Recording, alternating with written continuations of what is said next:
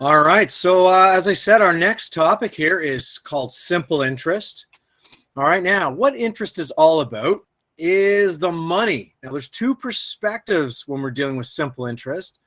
The number one is interest is the money earned by someone who lends money or lends someone else money. All right. So if you lend somebody money, you can earn interest if you charge them interest. Or the flip side of it is you could be the one borrowing. So interest is the money paid by someone who borrows money off someone else. All right, so there's two perspectives when we're talking about interest. One is either you're the lender, where you earn interest, which is a good thing, or you're the borrower, where you have to pay interest, which obviously is not a good thing. Now, another way of looking at it is that interest is like a tax for borrowing money, which is really a really hard concept for a lot of people to get in their heads, is that because you don't have money, but yet you're charged to use money. So it's just makes things worse because you already don't have money and you're borrowing money, and then you're being charged a tax on borrowing money. So not a good thing. Now we have a formula we're going to use. And that formula is, it's an easy one to remember. I is equal to the pit. I equals the pit. Now, what these variables mean is, well, your big I there is the interest. All right, so whether you earn it or you have to pay it, depending again if you're the borrower or the lender. The second thing is called, the P is what's called the principal. And principal. Now that is the amount of money borrowed or lent. All right, so that could be two things, again, depending on your perspective. But P is called your principal, the amount of money that you borrow or that you lent to someone. Now, I, little I, because we have two I's here, a big one and a little one, that's your interest rate. All right, and T is our time. How long you're borrowing the money for or how long you're lending the money for. All right, so we have I is equal to the pit. All right, so we're going to try some questions out here. And again, I might as well write down our big formula we're going to use. I is equal to the pit. There it is. All right, well, might as well put it right here because we're going to use it. All right, so it says, example 1, if $750 is invested for 5 years at a rate of 9%, find the amount of interest earned. Again, you're earning money because you're lending it, you're investing it, you're lending it to the bank. All right, so we start off, if $750 is invested. So that is the amount of money lent to the bank. That's basically what you're doing. Then the bank lends it to somebody else and makes money off your money. But we're investing $750. Our time is 5 years. So there's another variable down. The interest rate is, it says 9%. Now, again, as I've mentioned in our earlier lessons when we talked about percent is useless to us when we're using a calculation or a formula. And so I'm going to convert that percent to a decimal. And again, to convert a percent to a decimal, I have to divide by 100. And I end up with taking 9% divided by 100%, I should say, I get 0.09. And then the last part says, find the amount of interest earned. So we're looking for our big I. All right, so I'm going to substitute my values in here. So I have, let's get big letters here. I is equal to, I've got my 750. That's my P, my principal, how much I'm investing. My interest rate, again, as a decimal, is 0.09. And my time here is 5 years.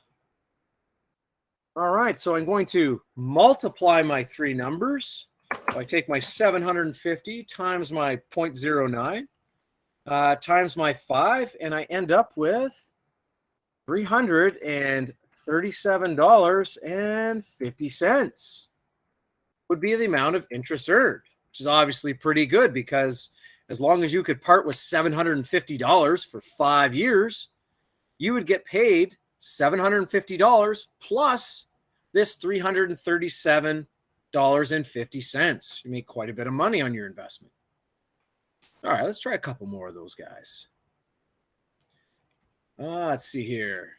Another situation. If $150 is borrowed off a friend for 6 years at a rate of 22%, how much interest must be paid? All right. So again, I've got my formula here. I is equal to the pit. All right, so this time we're borrowing, but we are borrowing $150. So that again is our principal, because it can be the amount of borrowed or invested or lent. The time period here is 6 years. And it says at a rate of 22%. All right, so again, that's going to be a problem. As again, percent is useless to us as for calculations. So I'm going to take that 22% and divide it by 100%, and I get 0.22. Once again, we are looking for how much interest we owe for borrowing. So we're going to have to pay our friend $150 back plus some more money. We're going to have to figure out what that more money is. All right, so once again, I'm going to substitute into my equation here. I got I equals the pit, so my P is I'm borrowing $150. We're doing at a rate of 22%, which would be 0.22 as a decimal. And we're doing that for 6 years. All right, and so our interest, I take my 150, I times it by 0.22, and then I multiply it by 6, and I get, well, right on, a number, $198. So that's crazy in that if you borrow $150 off your friend, you're going to end up paying them more in interest than you actually borrowed off them. So to pay them back, you would have to pay $150 plus $198. Pretty crazy. Again, interest is like a tax. It's like a tax for borrowing. The less money you have, the more interest you end up paying, which kind of sucks. All right, let's try one more of those, a little bit different.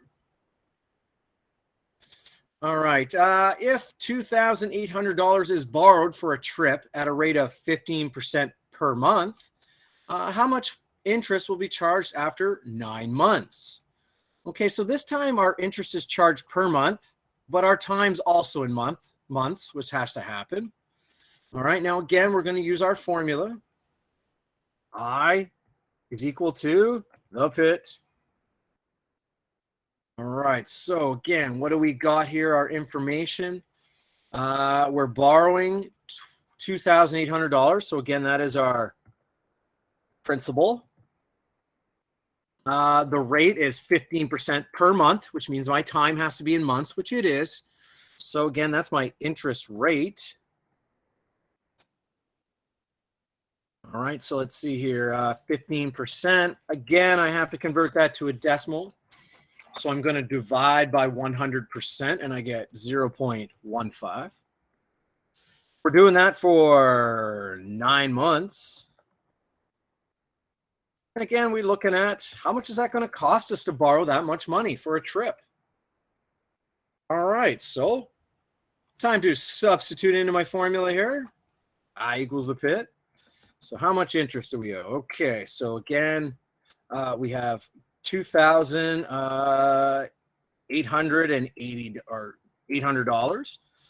Our interest rate here is 0.15. And we're doing this for 9 months. All right, and so let's see here. I take 2,800 times 0.15 times 9. Whoa. So the interest would be $3,780 is how much interest you would be charged if you didn't pay anything back.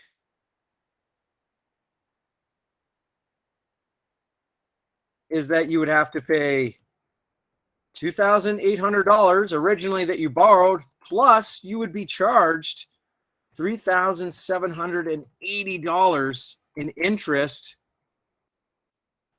which would equal a total